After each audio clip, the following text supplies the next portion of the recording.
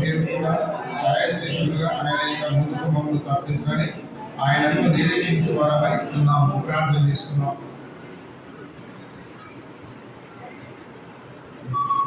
మా ప్రేమ కలిగిన పరలోకపు తండ్రి, ఘనమైన దేవా, స్తోత్రాలు, వందనాలు. మరి ఇద్దరు ప్రభు మీ సన్నిధిలో ప్రభు మాకు ఇచ్చిన మీ యొక్క సన్నిధానం బట్టి, నామాన్ని బట్టి వందనాలు, స్తోత్రాలు ప్రభా. మరి ప్రభు కొరింథీయుల మొదటి అధ్యాయంలో ఉన్నటువంటి సారాంశము ఈ వాక్యం మీరు రుచికరంగా మధురంగా మాకు అనుకరించండి. పిలువబడి ఆకాశం మాకు చూపించండి. వాక్యం ద్వారా ప్రభావ మమ్మల్ని తృప్తిపరచండి. ఈ వాక్యము తల్లి దుడ్డితీర దారుల కంటే మధురమైంది. అది ప్రభా మరి రుచికరంగా మాకు అనుకరించండి. మరి ప్రభా నేను అల్పుడము అయోగ్యుడము ఏ విషయంలో కూడా ఎదురు కాదు. రైతులను కనికరించము, శిలో స్వర్ణం అదుపరచము.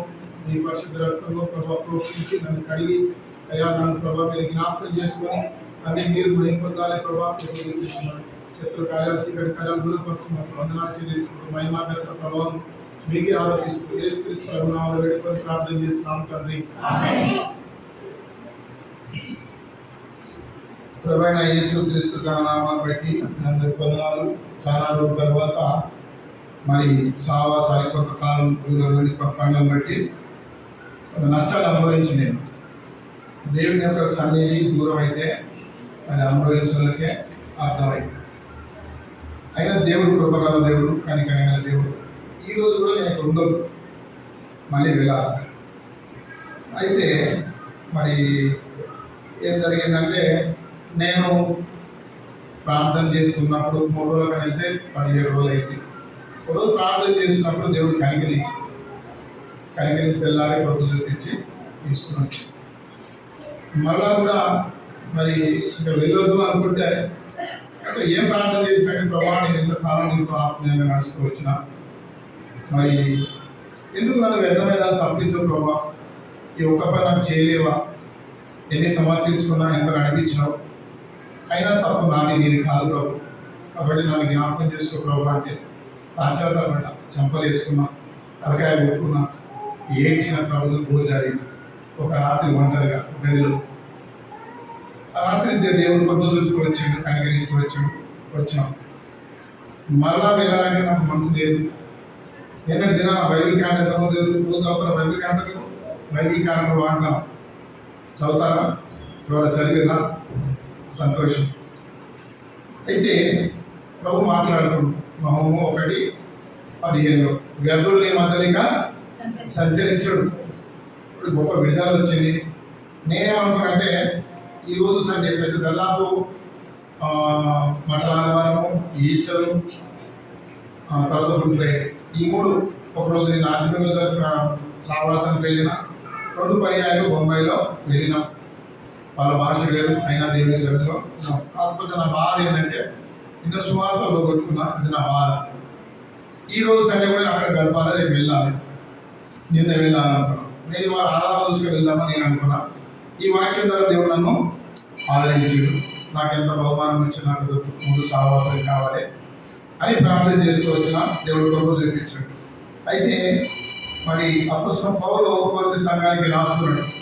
ఏమని అనగా అంటే 3వ వచనంలో కనికరం చూపు తండ్రి, సమస్తమైన ఆదరణ అనుగ్రహించు దేవుడు మన ప్రభువైన యేసుక్రీస్తు తండ్రి అయినా దేవుడు స్తుతింపబడను గాక. ఆత్మీయ జీవితంలో, క్రైస్తవ జీవితంలో ప్రభువును వెంబడిస్తున్నప్పటికీ, సావాసం ఉన్నప్పటికీ మరి అనేకమైన ఎదిరింపులు, తర్వాత శ్రమలు, శోధనలు, ఎన్నో సమస్యలు, ఎన్నో బాధలు, పరిచయంలో ఉన్నా, విశ్వాసంలో ఉన్నా, సావాసంలో ఉన్నా, ఏది ఏమైనప్పటికీ మరి వీరి జీవితంలో ఏమైందంట? ఆదరణ కలవైంది. 9వ వచనంలో చూస్తే చూడండి ఒకసారి, మరియు మృతులు లేపు దేవుని అందే కానీ మనందు మేము నమ్మకం ఉంచుకున్నట్టు మౌనమలో నిత్యము మా పట్ల మేము కలిగి ఉన్నాము. కాబట్టి వాళ్ళు చనిపోవాలని సిద్ధంగా, ఇంకా ఇంకేమి కూడా ఆధారం లేదు. చనిపోయినా కూడా దేవుడు లేపుతాడేమో, దేవుడు లేపుతాడు, లేపగలడు. ఎందుకంటే మన దేవుడు సజీవుడు. కాబట్టి మరి వారికి ఆదరణ కలిగిందంట. ఎందుకంటే వాళ్ళ జీవితంలో నెమ్మది కలిగింది. వారి జీవితంలో మరి ఎంతో గొప్ప కార్యం కలుగుతూ వచ్చింది. ఇక నిరీక్షణ లేని స్థితి, ఆదరణ లేని స్థితి. కాబట్టి దేవుడు వారిని ఏం చేశాడు? బలపరిచాడు, ధైర్యపరిచాడు. ఆదరించుడు, ఉరి కొలిపాడు, మేలు కొలిపాడు. అలాగే మరి నిర్గమకాండము 34:6 చూడండి. నిర్గమకాండము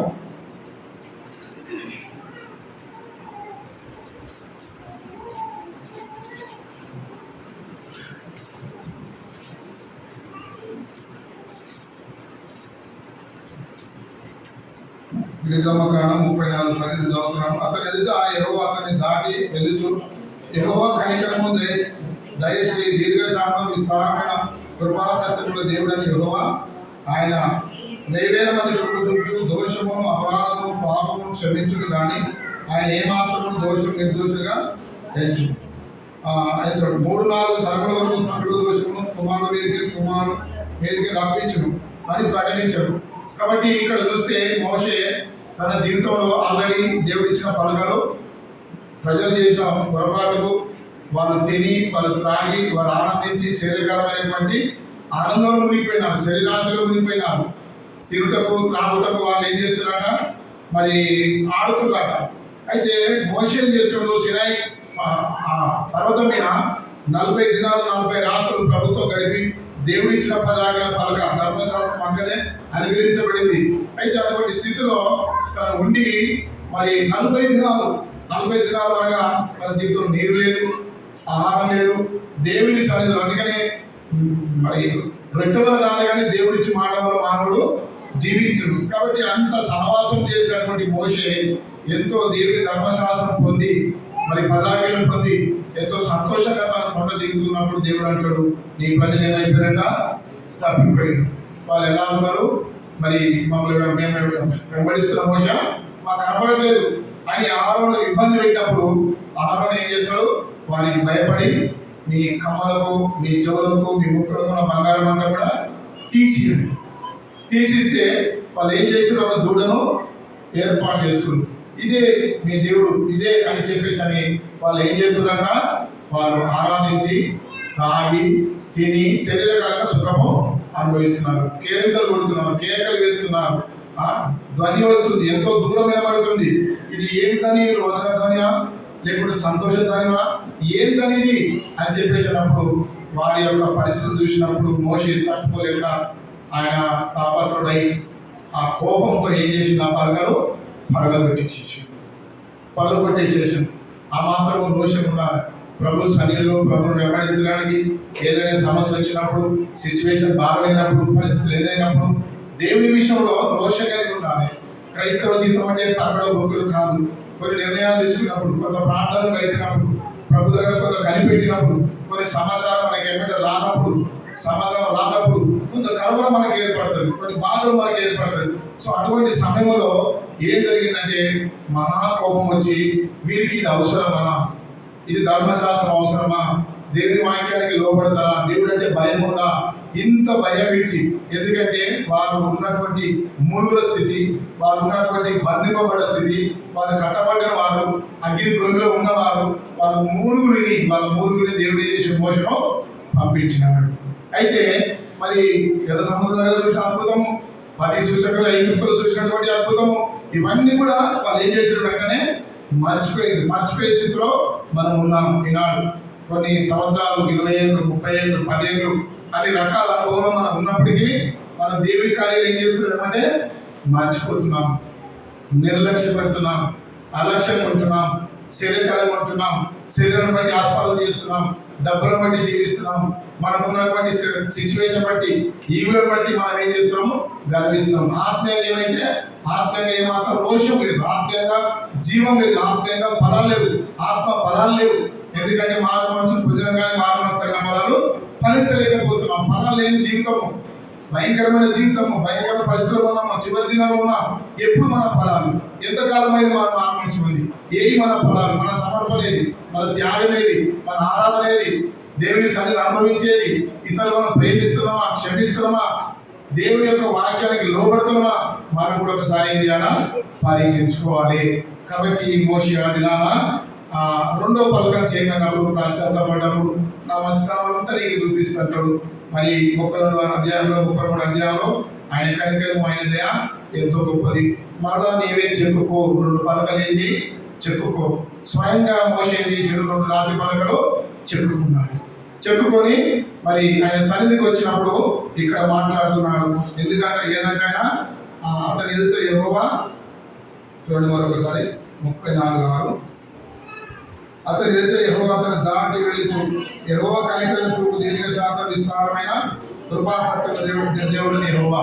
కింద చూస్తే 10వ వచనం అంటాడు, అందుకు ఆయన ఇదిగో నేను ఒక నిబంధన చేయించున్నాను, భూమి మీద ఎక్కడైనా ఏ దేవుడైనా చేయబడిన అద్భుతంలో నీ ప్రజల ఎదుట చేసను, నీవు ఏ ప్రజలు అడుగునో ఆ ప్రజలందరూ యెహోవా కార్యము చూచెదరు. నేను నీ ఎదుట చేయబోది భయంకరమైంది.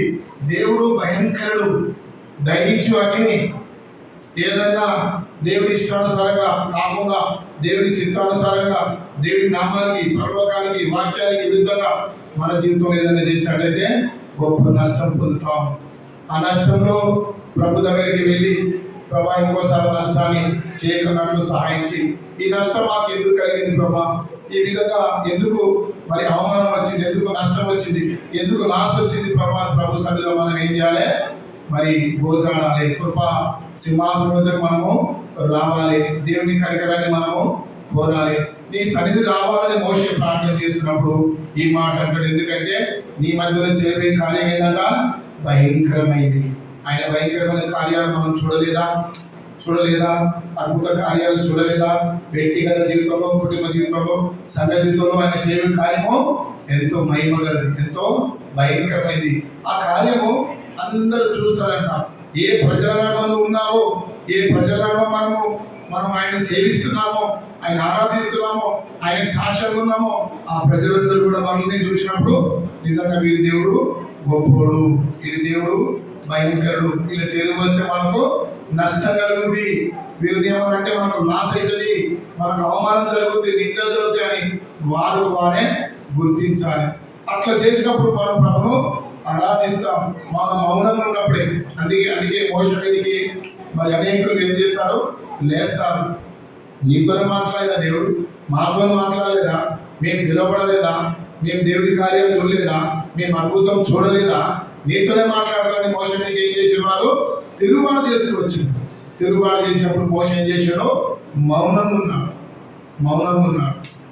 ఉన్నాడు కాబట్టి దేవుడు మాట్లాడాడు. మోషే నీ వాళ్ళందరూ నీ పక్షంగా వాళ్ళని ఏం చేయి, నువ్వు పక్కకు జరుగు అన్నప్పుడు మరి అభిరామ్, మాత వీళ్ళందరూ కూడా వాళ్ళ గొప్ప దర్గాపు 270 మంది 50 మంది అనుకుంటా, కరెక్ట్ గుర్తులేదు. వాళ్ళని ఏం చేశారు, నెల విడిచి భూమి మింగేసింది. కొరాకున్నాడు, కుమారులు చూసారు. అందుకే కోరావు కుమారులకు భయం కలిగింది. దేవుడు భయంకరుడు, దేవుడు దయించు అగ్ని, దేవుడు కనికరగల దేవుడు కృపగల దేవుడు. ఆయనకు లోపడితే, సంగతులు సరి చేసుకుంటే, క్షమాపణ పొందితే, పాశ్చాత్తపడితే, ఏమంటే ప్రభు సన్నిధిలో ఆయన కనికరం కోరితే ఆయన కనికరం చూపిస్తాడు. పాశ్చాత్తపడితే దయ చూపిస్తాడు, కృప చూపిస్తాడు. అందుకని తప్పైన కుమారుడు కూడా తనకు బుద్ధి వచ్చినప్పుడు అయితే పరలోకానికి విరుద్ధంగా నేను పాపం చేసిన, నా తండ్రికి విరుద్ధంగా నేను పాపం చేసిన, హృదయంలో ప్రాశ్చాత్తాపం రావాలి. హృదయంలో ప్రాశ్చాత్తాపం వచ్చినప్పుడు ఏం జరుగుతుందంటే మరి ఒక తీర్మానం చేసుకొని మరి ఆ తండ్రి వద్దకు వచ్చినప్పుడు మురికి బట్టలు ఉన్నాయి, తర్వాత స్నానం లేదు, శుభ్రం లేదు, సొంత కుమారుడు రూపం పోయింది, అన్ని కూడా పోయినాయి. కానీ ఆ సమయంలో ఏం జరిగిందంటే ఆ తండ్రి ఏం చేసినాడ, కనికరపడి మెడ మీద పడి ముద్దు పెట్టుకున్నాడు. వాసన కొట్టలేదా, కంపు బట్టలు కావా? హృదయంలో ప్రాశ్చాత్తపడితే ఈ వాసన ఆయనకు వాసన కాదు. ఆయన కనికరం కదా తండ్రి. ఆ తండ్రి ఏం చేసినట్టే మెడ మీద పడి ముద్దు పెట్టుకున్నాడు. ముద్దు పెట్టుకుని లోపలికి ఆహ్వానించినాడు, ప్రశస్త వస్త్రం ఇచ్చినాడు, కాళ్ళకు చెప్పులు ఇచ్చినాడు, చేతికి ఉంగరం ఇచ్చినాడు. విందు వచ్చేసేసింది. అయితే అదే ఇంట్లో ఉన్నటువంటి తండ్రితో ఉన్నటువంటి ఆ పెద్ద కుమారుడు ఎలా ఉన్నాడంటే, ఆ పెద్ద కుమారుడు ఏంది ఇదంతా ఆరంభం, ఇదంతా ఏంటంటే నీ తమ్ముడు వచ్చినాడు, విందు జరుగుతుందంటే ఆ యొక్క పెద్ద కుమారుడు ఏమంటే ఇంట్లో నుంచి బయటికి వెళ్ళిపోయి ఎనడన్నా నాకు ఒక మేకపిల్లి ఇచ్చినావా, ఎందుకు ఇంత స్వార్థం, ఎంత ఈర్ష్య, ఎంత కపడం, తండ్రి తోడు ఉన్నావు, తండ్రి మనసు ఎరగవా, తండ్రి హృదయం ఎరగవా, దేవుడి మనసు ఎరగవా, ఏమంటుండే నాకు ఒక మేకపిల్లి, నీకు కూడా ఉంది ఆస్తి మంచంలో చిన్న కుమారుడు పెద్ద కుమారుడు ఇద్దరు వచ్చాయి కదా, నీకు మేకపిల్ల గతి లేదా, నీ పక్కింటోడు సొత్తు నీకు కావాలా, తప్పిపోయి పాశ్చాత్తపడి నీ తమ్ముడు వచ్చినప్పుడు తండ్రి సంతోషపడ్డాడు. పెద్ద కుమారుడు అలిగి బయటికి వెళ్తే ఆ తండ్రి బతలాడు, నావన్నీ కూడా నీవన్నీ కూడా నా విలువ లోపలికి రా, మనం సంతోషపడే సమయం ఆయుత్తమైందని చెప్పేసి అని లోపలికి ఆహ్వానిస్తాడు. కానీ తండ్రితో ఉన్న పెద్ద కుమారుడు తండ్రి మనసు ఎరగలేదు. తప్పిన కుమారుడు చిన్న కుమారుడు మాత్రము ఏమైండు, పాశ్చాత్తపడి తండ్రి ఎదురుకు వచ్చినాడు. క్షమాపణ దొరికింది, తండ్రి ఇంట్లో సమృద్ధమైన సహాయం వచ్చింది. అలాగే ఆదికాండము 45వ అధ్యాయం.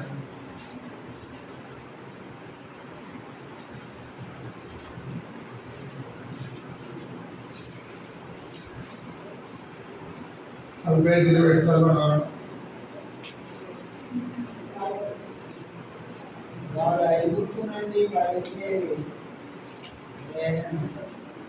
నేను చదువుతాను చూడండి.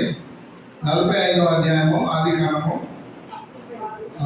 27 అప్పుడు వారు యోసేపు తమతో చెప్పిన మాటలన్నిటిని తమతో చెప్పింది. అతడు తనను ఎక్కించుకొని కోటకు యోసేపు పంపిన బండ్లను చూచి అప్పుడు వారి తండ్రి అయిన యాకోబు ప్రాణము తెప్పలేను. అప్పుడు ఇశ్రాయేలు వింటే చాలు, నా కుమారుడు యోసేపు ఇంకా బ్రతికే నాడు, నేను చావకుంటూ వెళ్ళి అతని చూతులని చెప్పి.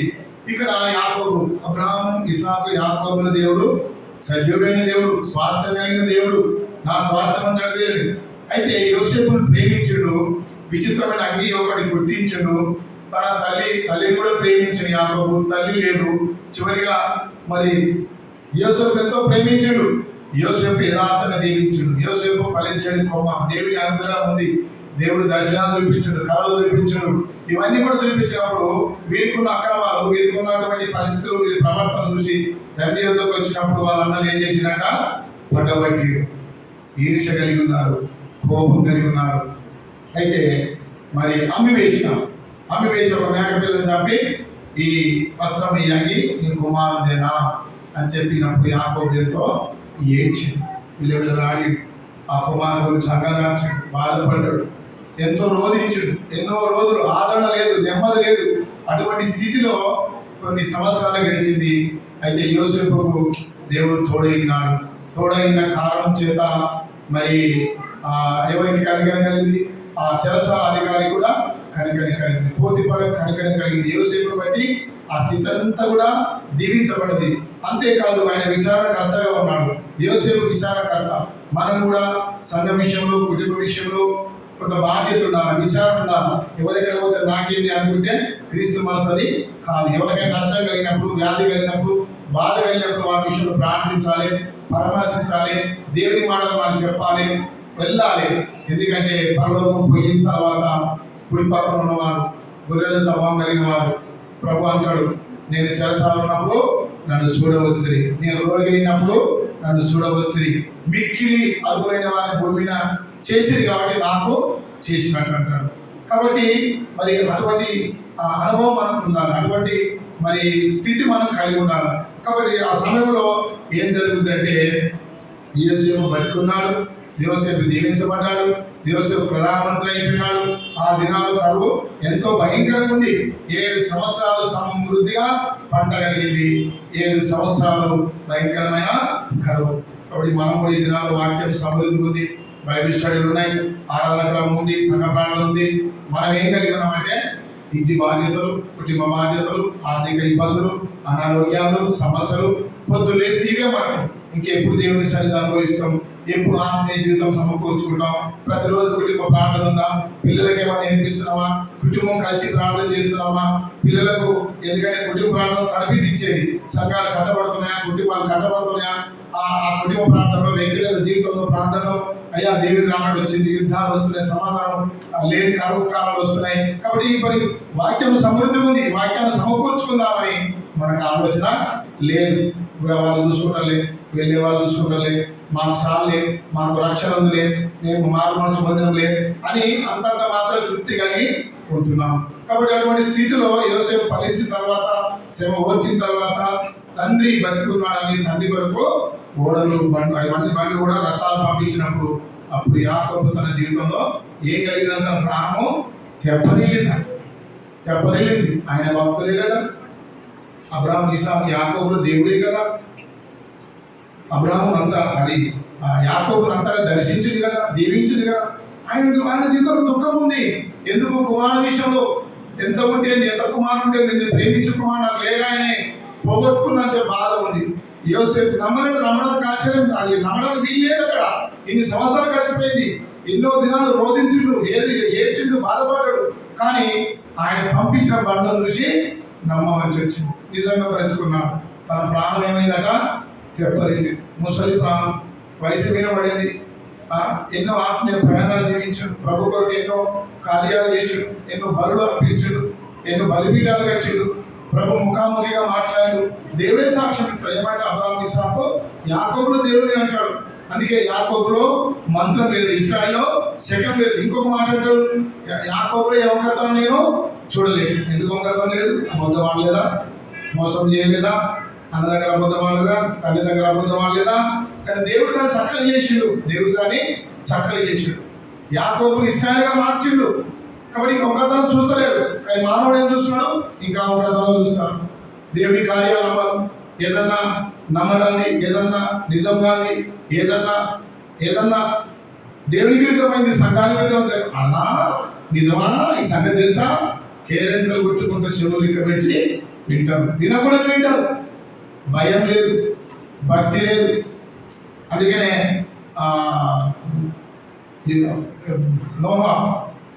నోవా తన మత్తులై పడుకున్నప్పుడు ఓ కుమారుడు ఏం చేశాడు? హేళన చేశాడు. మత్తులై పడుకున్నప్పుడు. ఎందుకంటే తన జీవితంలో దుఃఖము, వేదన, బాధన ఎంతో మంది పోగొట్టుకోడు. అన్ని సంవత్సరాలు ఎవరైనా నమ్ముతారేమో అని చెప్పేసి అని ఎంత ప్రకటించిన ఎవరు కూడా నమ్మలేదు. తన పుట్టికి మాత్రమే ఒడవుడు ప్రవేశించుడు, వ్యవసాయం చేసిండు, బలి అర్పించుడు, ద్రాక్ష తోట వేసాడు, ద్రాక్ష పండు తిని మత్తుడై పడుకున్నప్పుడు, వస్త్రహీనైనప్పుడు ఆ ఇద్దరు కుమారులు వెనుక తట్టు ముందు సడు కూడా వెనక నడుచుకుంటూ పోయి తన వస్త్రాన్ని కప్పారు. ఇంకో కుమారుడు ఏం చేసి తల్లిదండ్రుడు ఎలాంటి వాడు వస్త్రం చెప్పి హేళన చేసి సంఘ విషయాలు కానీ, సేవ విషయాలు కానీ, దేవుని విషయాలు కానీ భయం నుంచి మాట్లాడడానికి వీలేదు. సంఘం పరువు తీయద్దు, దేవుని బిడ్డగా పరువు తీయద్దు. ఎవరైనా ఏదైనా విషయం పొరపాటు జరుగుతుందని దాన్ని ఎట్లా మర్యాదపూర్వకంగా, క్రమపూర్వకంగా, పద్ధతి ప్రకారంగా ప్రేమించాలి, హెచ్చరించాలి, సరిచేయాలి, చక్కగా తప్పించాలి. కానీ దాన్ని హేళనగా చేయడానికి వీల్లేదు.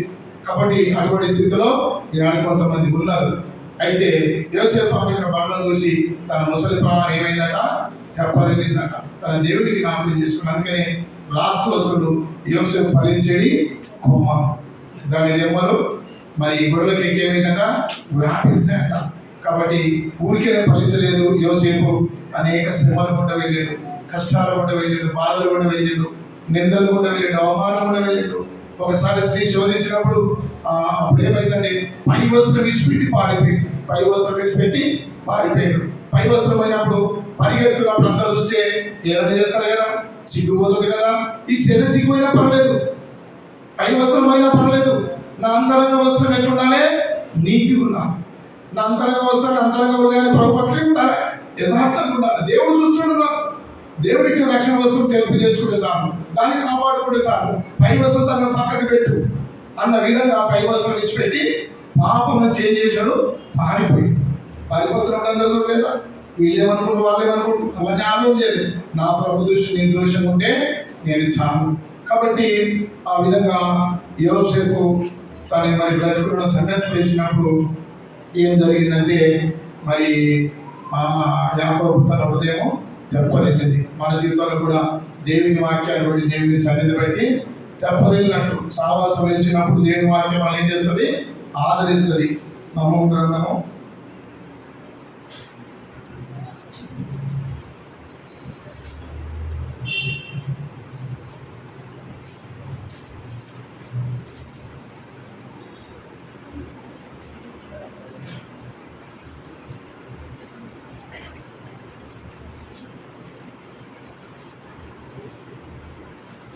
1:15 స్వార్థ ప్రకటించు సమాధాన వర్తమానం తెలియదు వారి పాదము పర్వతం మీద కనబడుతున్నవి. యూదాని పండుగ ఆచరించుము, నీ గృహములు చెల్లించుము.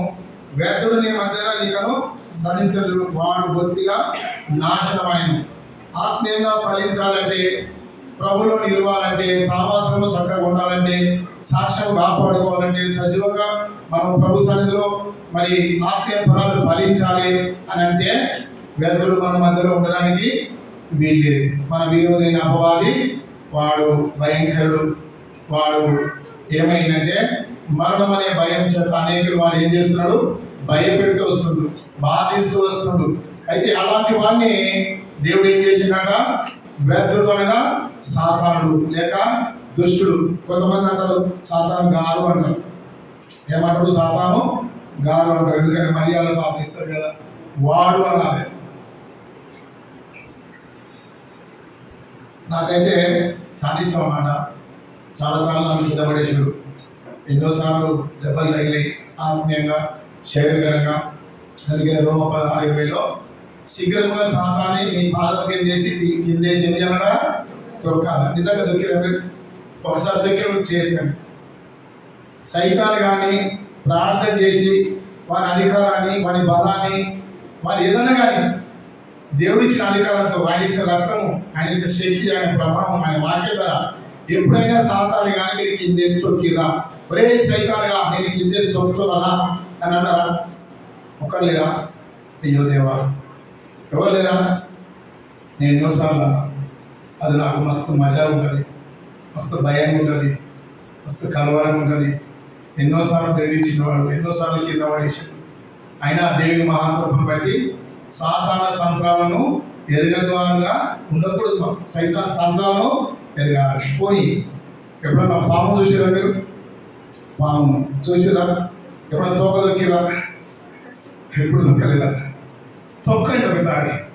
మామూలు పాము కాదు, రాజమామే తొక్కాలి. అప్పుడు మన ధైర్యం తెలుస్తుంది. సో దేవుని మహాకృపను బట్టి ఒక 15 పాములను పెట్టా నేను. దాన్ని తోక పట్టుకున్నా, కొట్టినా, ఎన్నో రకాలు చేసిన. అది గొప్ప సంగతి కాదు. సాతాన్ని కిందేసి తొక్కిన ఎన్నో పర్యాయాలు. మొన్న అంటే పోయిన సంవత్సరం నవంబర్ మాసంలో, నవంబర్ కాదు అక్టోబర్లో నేను వెళ్ళకూడని స్థలానికి వెళ్ళిన. నా దేవుడే నాతో ఉండాలి, ఏంది వెయిట్ చేస్తున్నా అని చెప్పేసి అన్న.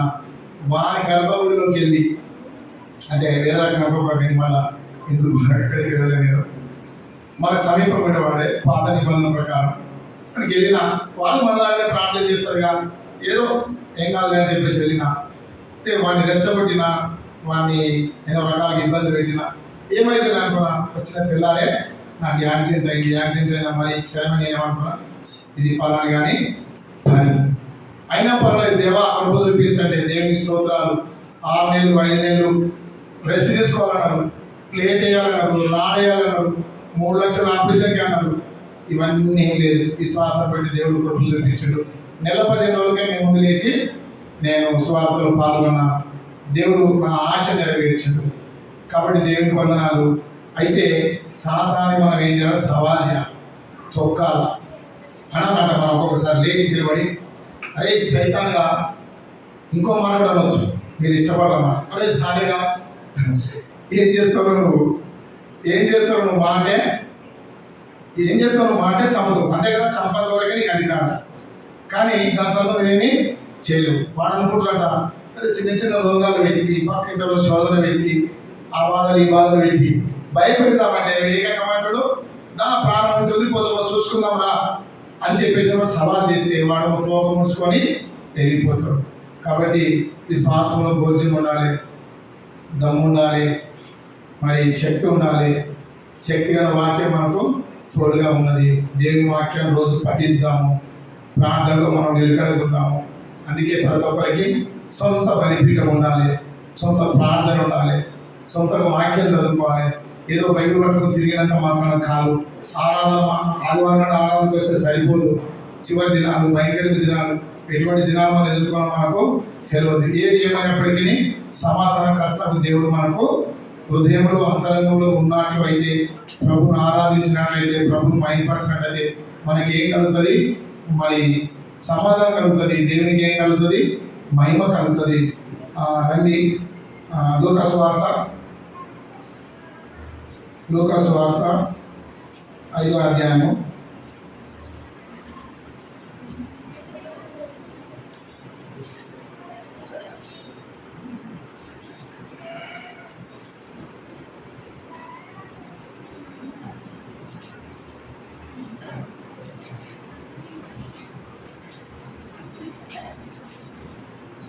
లూకాసు వార్త 5వ అధ్యాయము 5 నుంచి 11 వచనాలు మార్చి చదువుకున్నాను. ఇక్కడ లూకాసు వార్త 5వ అధ్యాయము 5 వచనం నుంచి 11 వచనాల వరకు మార్చి చదువుకున్నాం. 5 నేను చదువుతున్నాను. సీయోను అయినవాడ రాత్రి అంతా మేము ప్రయాసపడతాం కానీ మాకేమీ దొరకలేదు, అయినా నీ మాట చొప్పున బలం చేస్తున్నానని ఆయనతో చెప్పాను.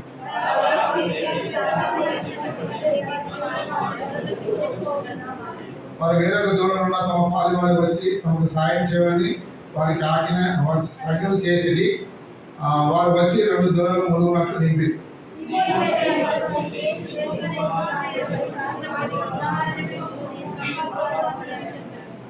ఎలాగ వారు పట్టిన చేపలు వారికి రాశికి అతడు తనతో కూడా వారందరూ విస్మయం ఉంది.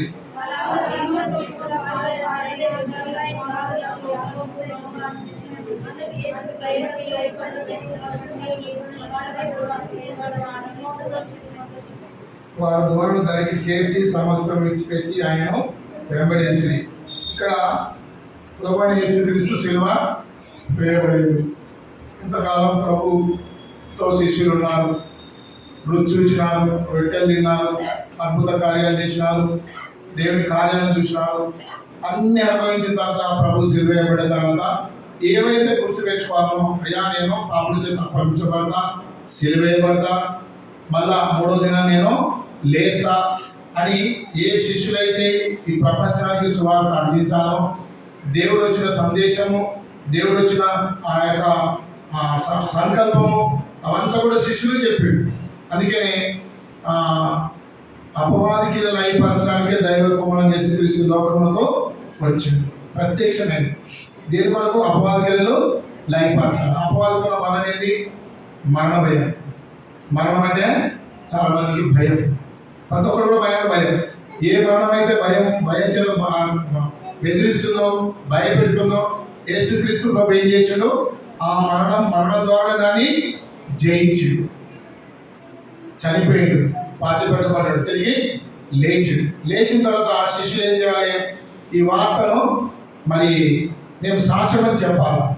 ఇంకా ప్రభువే లేడు, మనం దిక్కువరు.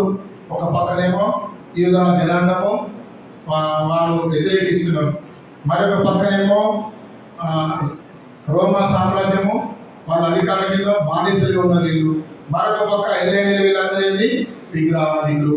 ఇప్పుడు ఈ సమయంలో వీళ్ళకి ఏం చేయగలుగుతాం? ప్రభు ఉన్నట్టు కూడా సరిపోయింది, వాళ్ళకి శక్తి లేదు. ఉన్నప్పుడు ప్రభు చూసుకుంటలే అన్నారు. రొట్టెలు దొరికినాయి, కుడికలు జరిగినాయి, భోజనాలు దొరికినాయి, అన్ని అద్భుతాలు జరిగినాయి. కానీ ప్రభు లేడు. ఏం చేయాలి ఇప్పుడు? మళ్ళీ ఏం చేయాలి? పాత జీవితమే ఆరంభిద్దామని ఆ రాత్రి అంతా కూడా ఏం చేసినట్ట? చేపలు పట్టినట్ట. రాత్రితో ప్రయాసపడరా లేదా? తెలిసి సంగతి కదా. రాత్రి అంతా ప్రయాసపడ్డారు. ఒక్క చేపలు పట్టినా, ఒక్క చేప. వారి జీవితంలో ఒక్క చేప పట్టిన దినాలు ఎప్పుడు లేవు. వారి జీవితంలో ఇన్ని చేపలు పట్టినట్టు కూడా వారి జీవితంలో లేవు. అయితే మరి 5వ వచనంలో మాట చదువుదాము.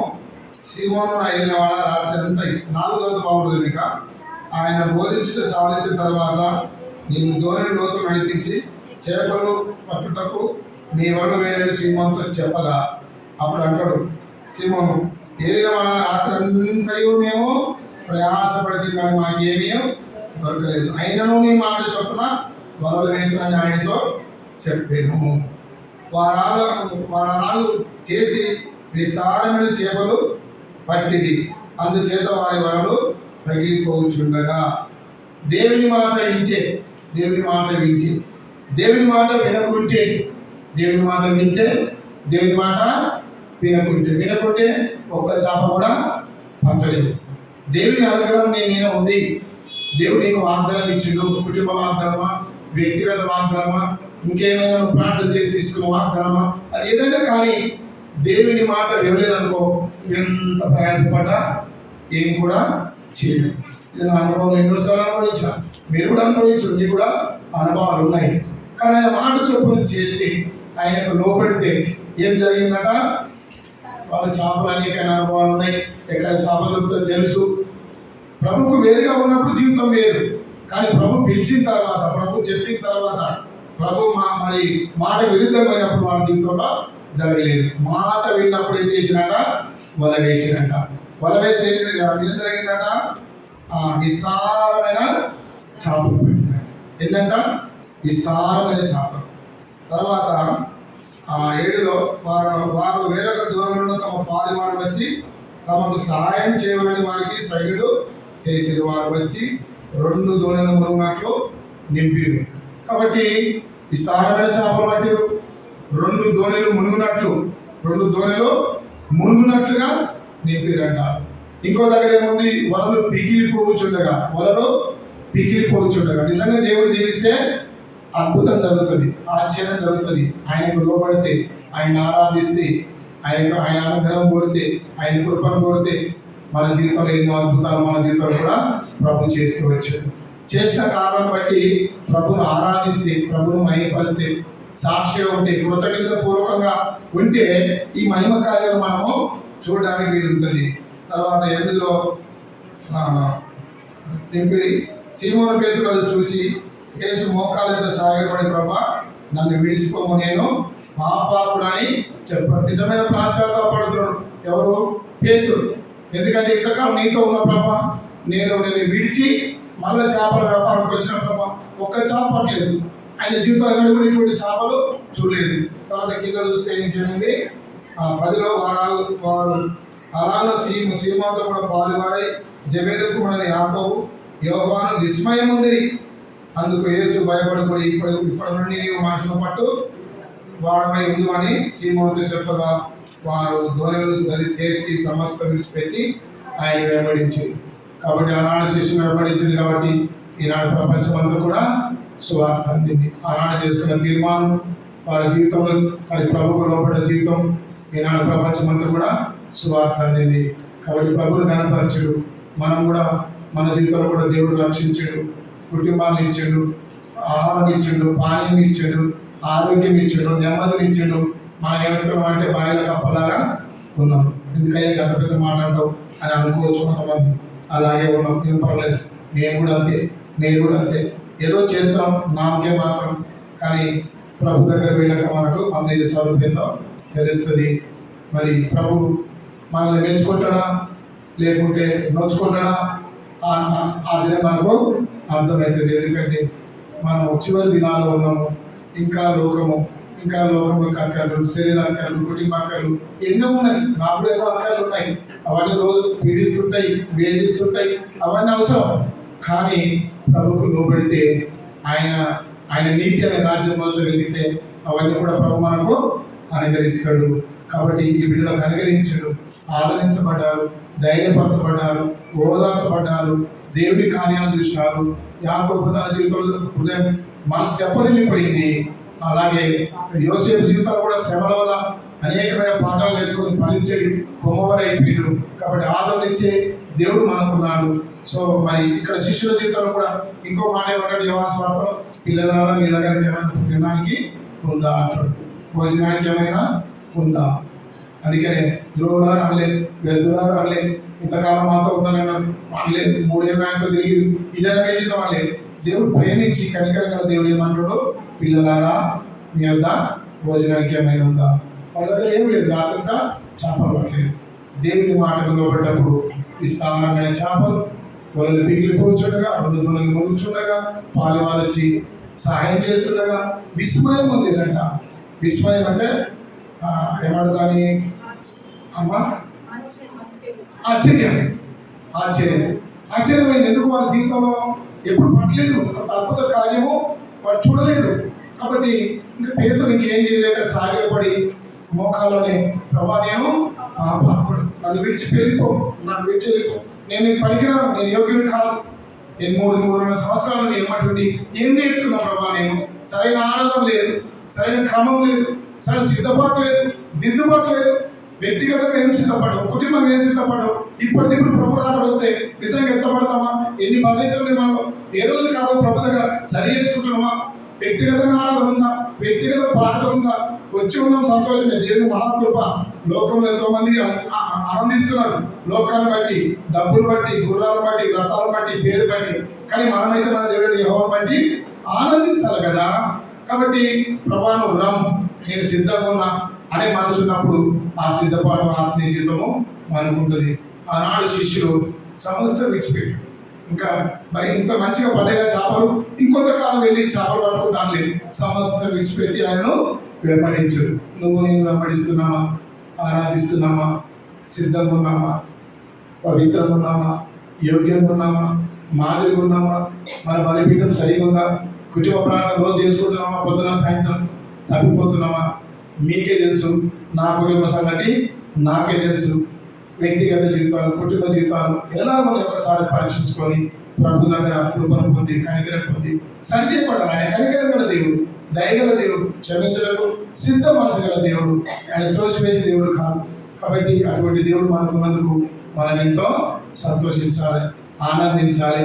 ఆరాధన కూడా ఎట్లా ఉండాలంటే చిలుక పలుకులు వద్దు, గొప్ప పలుకులు వద్దు, ఏదో వెతుకున్న పలుకు. మన ఉదయం ఏదైతుందో దేవుడు మన జీవితంలో ఏమైతే నీ వాస్తవంగా ఏం చేసిందో ఆ 2 మాటలు పలికితే చాలా మంది ఏమనుకుంటే గట్టిగా చేస్తే ఆరాధన కరెక్టు, ఏదో కొత్త కొత్త పలుకులు పలికితే కరెక్టు. అది కాదు, వాస్తవం.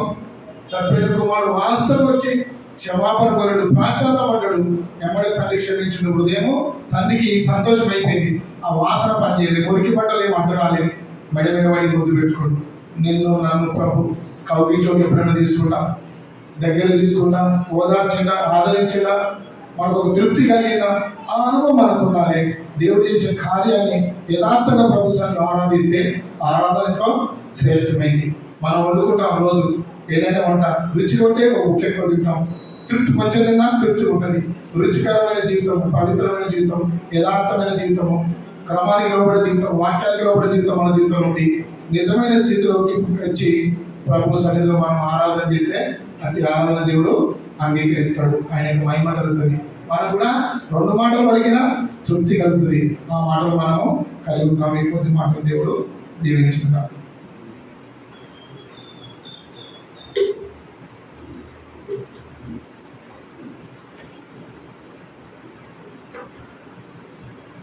సమయంలో మనం పాట పాడుకుని